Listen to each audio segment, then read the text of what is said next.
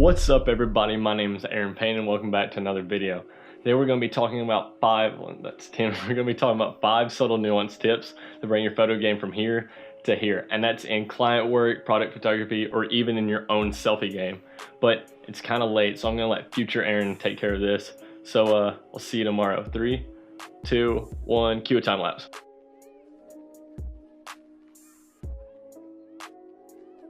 Alright, I came outside because nice beautiful sunset to talk about tip number 1, which is frame blocking. Now, you can use frame blocking for a bunch of different things, like actually adding depth to your photos or creating a natural border.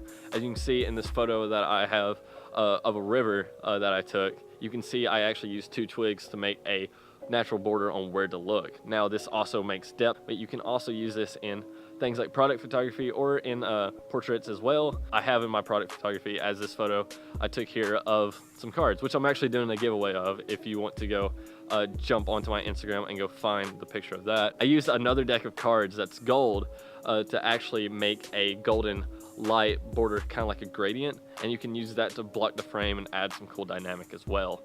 Okay, for tip number 2, we're jumping inside, and let's cue the cinematic bars in 3, 2, 1, now. That was over dramatic for no reason at all, but yes, apparently the left side of your face is more attractive, which is wild.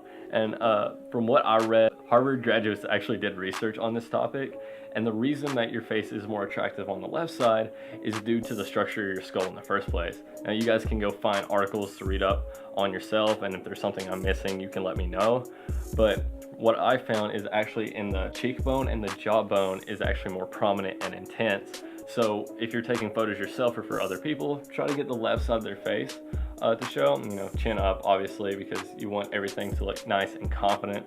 But take this with a grain of salt. This does not work with everyone. Some people, the right side of their face looks better for them, but it's just some little nuance that you can add for your future photos and video work as well. But we'll go back to old me to tell you what tip number 3 is. Thanks future me, I kind of moved because the lighting's better. I'm gonna probably have to jump inside soon. But tip number 3 is color scheme. And what I mean by that is how you make your subject look with the environment around it. When I'm taking photos for myself or other people, I like to personalize it, but I want what they're wearing or what I'm wearing to match the color scheme of the environment around them. As you can see in this photo here, everything's very dark and muted. That way it comes together as one whole image to make more of a story. With product photography, on the other hand, you want almost the entire opposite unless specified, by the company itself. You want little to no distraction in the background, the subject straight in front of everybody's face, knowing exactly what's there and what they're offering for sale. Take this however you want. This is not a set in stone rule. This is just how I shoot. A lot of people would probably disagree with me. And actually, Sawyer Hartman, if you haven't seen his video, I'll find his channel and you go check it out. He actually talks about ways to make better portraits, and he actually wants the complete opposite. Actually, how I view product photography, he does that with portraits. Now you guys can check out his video. He's a really great YouTuber, and I think you'll enjoy him. All right, now we're gonna jump inside for tip number 4 because it's kind of getting dark. So 3, 2, 1. Whoa. All right, that brings us into tip number 4, and that's add personality. So what I mean by that is, let's say you're more extroverted and outgoing. Use that to your advantage and make photos that are more contrasty, punchy, and just right into people's faces, like it's like really out there and you're like, whoa, what the hell is happening here? But let's say someone's more introverted and shy, then you can make photos that are more minimalistic, but you can also apply it to them. Let's say they're quirky as well, you can make them funny and be minimalistic. Tip number 5 kind of goes in with this, so we're just going to jump right in. And tip number 5 is add props. So let's say you know someone that loves reading, or you yourself loves reading.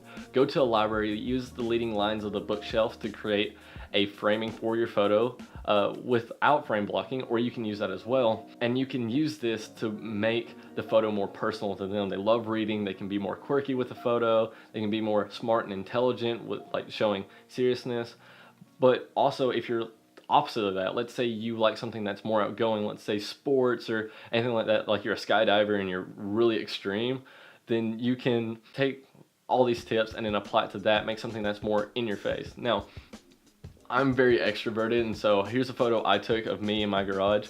Yes, it sounded like a meme, but I use caution tape. I had a shoe off. I have a crazy face. Everything around me is blue when my face is lit up orange, so it's very contrasty, it's very punchy, there's a lot going on, and you don't know what's happening, but you can't help but like stare at the image and be like, why? So that's exactly what people think when they talk to me, is like, why is this kid like this? Why is he so extroverted? And I use that to my advantage. Now, that's not with every photo I take. Some are more serious, but just add personality, add props, and take these little tips and add them to your photos to take them from here to here. Just bring them up a notch in just the slightest little details. And trust me guys, it will bring your photos up to a whole other level if you just add a couple of these in, I promise you. Alright guys, so that was 5 tips on how to bring your photos up a notch, so from here to here. And if there's anything you took away from this video or anything you liked, please consider hitting the like button down below. And if you're new here, please hit subscribe, because I'll be making a bunch more videos coming soon, and you guys can tell me what I should improve on, or anything that you want to learn or to know about, or anything I might be able to help you, and I'll make a video on it, on that as well. But alright guys, thank you for watching. I hope you enjoyed the video, and I'll talk to you guys soon. Peace.